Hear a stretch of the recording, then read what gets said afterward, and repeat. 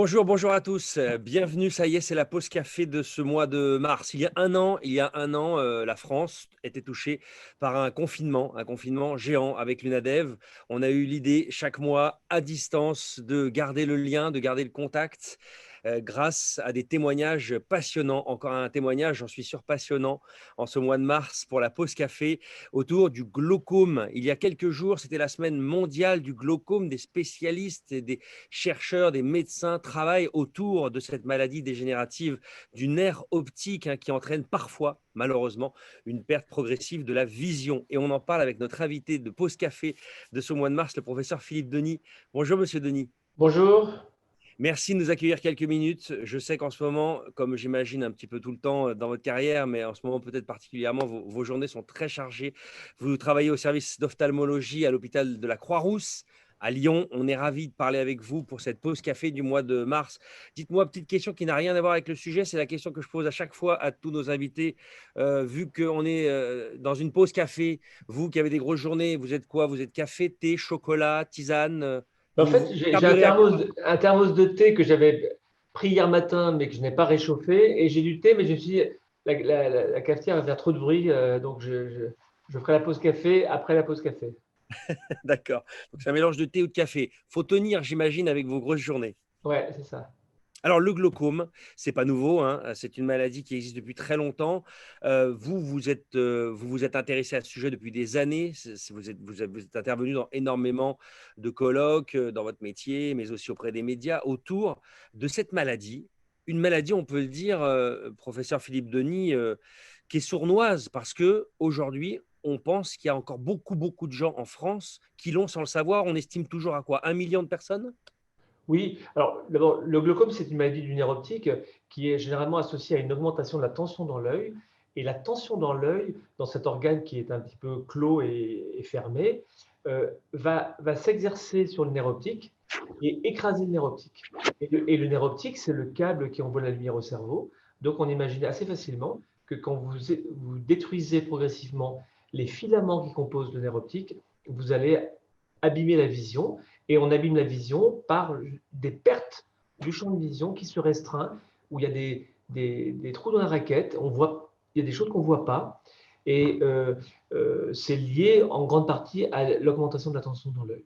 Alors le problème de cette maladie, le malheur de cette maladie, c'est que les gens viennent souvent très tard parce qu'au départ, il n'y a pas de symptômes.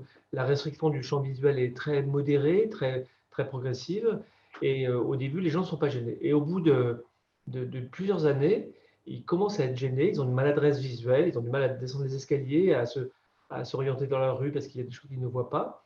Et ils font le diagnostic, enfin, on fait le diagnostic à ce moment-là, c'est beaucoup trop tard.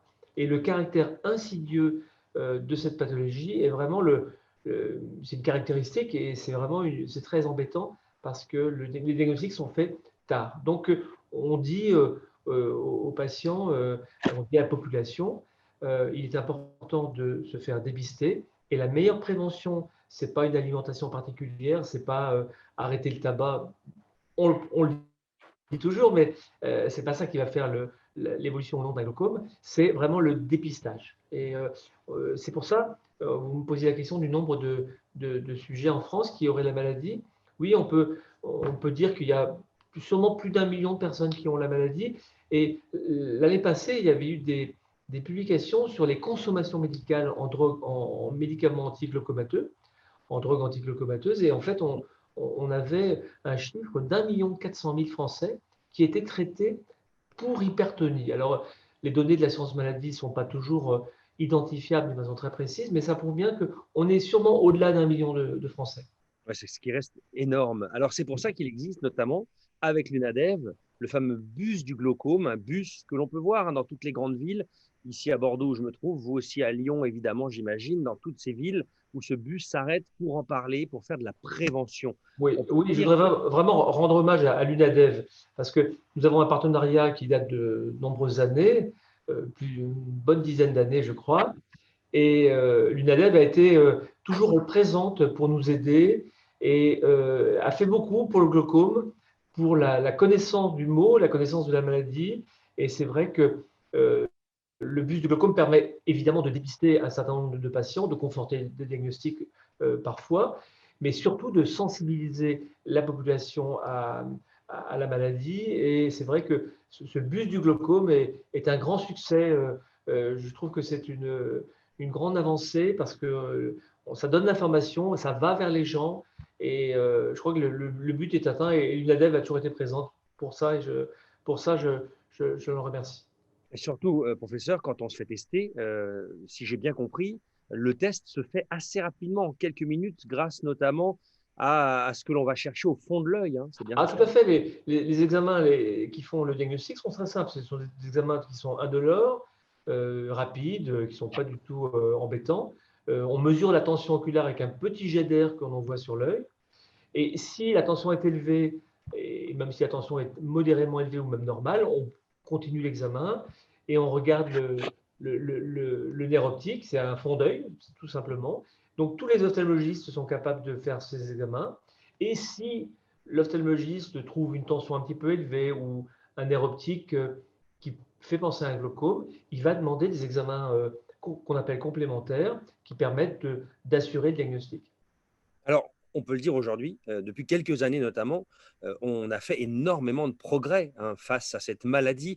On parle de lentilles, on parle d'implants, de chirurgie mini-invasive, mais c'est vrai que cette technologie, elle a évolué ces dernières années de façon considérable. Énormément. Et alors, grâce à l'électronique, on a vraiment fait de grands progrès, à la fois dans le diagnostic et également dans le traitement.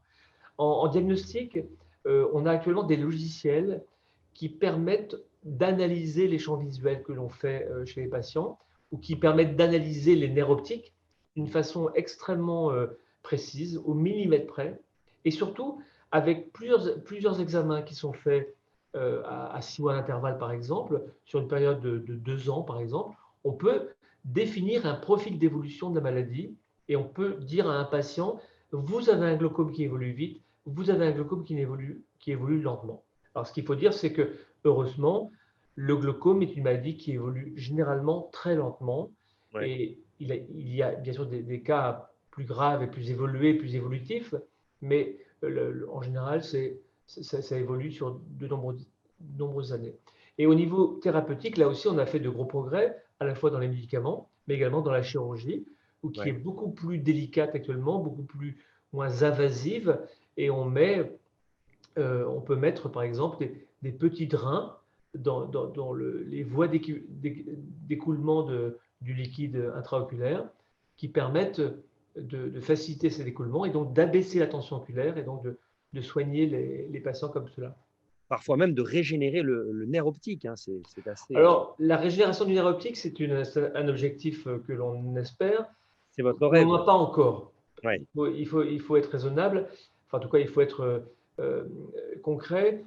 Il y a beaucoup d'études actuellement qui sont faites à la fois pour régénérer les fibres du nerf optique avec, par exemple, les cellules souches, qui sont des cellules pluripotentes et qui peuvent donner des fibres nerveuses. Donc ça, c'est une des voies de recherche dans le domaine du glaucome. Mais il y a également, d'une façon peut-être plus générale, euh, l'idée d'avoir un œil bionique artificiel. Là aussi, ça commence, mais on a des systèmes qui permettent soit des lunettes qui ont des capteurs de lumière et qui envoient des signaux à un implant qui est proche du nerf optique, soit même des implants que l'on met directement sous la rétine et qui vont donc, comme des caméras, donner une impulsion électrique qui va être transmise au cerveau et ça fait des pseudo-images. Donc il y a beaucoup de travaux et à la fois en biologie, mais également dans le domaine de l'électronique. D'ailleurs, aujourd'hui, Philippe Denis, vous avez beaucoup d'espoir sur ces logiciels d'intelligence artificielle, hein. Oui, oui, c'est vrai, nous travaillons sur cela en particulier. Et l'idée, c'est avec quelques photographies du fond d'œil, donc de l'œil du patient, sans, avec très peu d'informations, on puisse dire oui, cette personne a un glaucome, cette personne n'a pas de glaucome, cette personne fera un glaucome ou cette personne ne fera jamais de glaucome. Et ça va extrêmement vite. Il y Ouais. a enfin, il y a des travaux qui sont faits par différentes équipes qui montrent que c'est faisable. Alors c'est faisable pour d'autres pathologies que le glaucome, tels que le diabète, mais on avance aussi dans le glaucome et je pense que à l'horizon de 5-10 ans, on aura ces logiciels, bon, peut-être moins, ça peut aller très très vite en médecine. C'est rien dans C'est votre rien. métier. C'est Et rien puis du ça tout. s'accélère très très vite. Alors, c'est vrai qu'on parle beaucoup du glaucome quand on a dépassé les 45 ans ou pour les personnes un peu âgées, mais vous qui travaillez toute la journée, notamment donc à l'hôpital de la Croix-Rousse à Lyon, attention, hein, parce que ça peut aussi toucher des jeunes patients. Ah ouais, tout à fait. Alors c'est vrai que généralement, d'une façon classique, ça commence à partir de 45-50 ans. Donc c'est comme une population adulte mature, va-t-on dire. Mais on voit des glaucomes chez les jeunes, chez les adolescents. On voit des glaucomes à 30 ans, à 20 ans, à 15 ans. Et on voit Ouais. même des glaucomes à la naissance. Waouh. Et le glaucome congénital, c'est une chose qui est très rare, mais Mmh. qui est très reconnaissable à la naissance. Et les parents nous amènent les enfants parce que ils voient très bien qu'il se passe quelque chose dans l'œil. L'œil est globuleux, il grossit, parce que l'œil de l'enfant est un œil qui est un peu élastique. Et sous l'effet de la pression, l'œil grandit trop et ça fait des gros yeux. Et du coup, ça peut faire des jolis yeux au départ, mais après, ce sont des yeux qui ne voient pas. Mmh. Et, le glaucome congénital est bien sûr une urgence thérapeutique, essentiellement chirurgicale. Ne laissez pas le glaucome vous voler la vue. C'est le nom de l'opération, de la communication avec l'UNADEV, hein, que ces campagnes de prévention clament haut et fort. Parlez-moi, professeur Denis, de ce livre qui s'appelle Le crépuscule des yeux, parce qu'on parle justement Ah, de la jeune population. Vous avez collaboré sur un très très beau livre, une bande dessinée aux éditions narratives oui, autour de je ce sujet. dois l'avoir quelque part. Ah ouais, si vous Vous la l'aviez, on aurait pu trouvez? le montrer. Je l'ai vu évidemment en ligne, je ne l'ai pas physiquement. Vous l'avez là? Ben voilà, Ah bravo. ouais. On n'avait pas prévu, hein, c'est du Ah direct. non, non, bah moi j'avais prévu parce que je me suis dit, on ne sait jamais, on ne sait jamais. Donc Les effectivement, journalistes sont c'est privilégiés. ça. Alors, je sais que l'UNADEV distribue cette bande dessinée. C'est une bande dessinée qui fait une, euh, une quarantaine de pages avec une histoire qui se déroule à Lyon. Ouais, Euh, euh, bon, je ne vais pas vous raconter l'histoire, mais c'est le support d'une explication sur le glaucome, sur les difficultés à suivre son traitement, sur toute la symbolique de la vision. C'est pour ça que j'ai appelé cette bande dessinée Le crépuscule des yeux. Et on voit bien que ça a trait à la maturité et à l'âge. Et puis, à la fin de cet opuscule, il y a quelques pages d'explications sur le glaucome. Donc, le but de cette bande dessinée, qui est vraiment très, très bien faite avec un bon design, c'est de permettre à des gens qui n'ont pas obligatoirement toute la connaissance médicale de s'approprier la maladie, de comprendre. Et puis, c'est pour les patients, c'est pour l'entourage, c'est pour les familles. Donc, c'est ludique. Et moi, je sais qu'il y a des jeunes qui aiment bien lire. Enfin, il n'y a pas que les jeunes qui lisent des bandes dessinées, mais c'est un moyen de diffuser plus largement l'information simplement. bah, c'est très important, hein, à l'heure où on en parle là aujourd'hui, quelques jours après cette fameuse semaine mondiale du glaucome, justement d'amener aussi le sujet par tous les moyens les plus simples, les plus concrets. Oui, ouais. Bah, quand on en parle, c'est toujours bien. Puis, parfois, les patients n'aiment pas partager enfin, des discussions sur leur traitement, sur la maladie. Bon, là, c'est un moyen d'en parler, de dédramatiser également, et ça fait partie de la pédagogie médicale simple. Dédramatiser et puis, je vous entends plein d'espoir pour la recherche à venir autour de cette maladie qui malheureusement, reste encore, parfois un mystère et touche énormément de gens. Merci beaucoup Philippe Denis Très bien. d'avoir, répondu à cette interview, pour, cette pause café du mois de mars avec l'UNADEV. Vous le voyez en direct, vous êtes dans votre hôpital parce que la journée s'annonce chargée et j'imagine qu'aujourd'hui vous aurez peut-être des patients atteints de cette maladie. Probablement, oui. Oui. Probablement. Merci encore, professeur Denis. Très Merci bien. à vous de nous avoir suivis dans cette pause café. À très vite pour d'autres passionnants témoignages.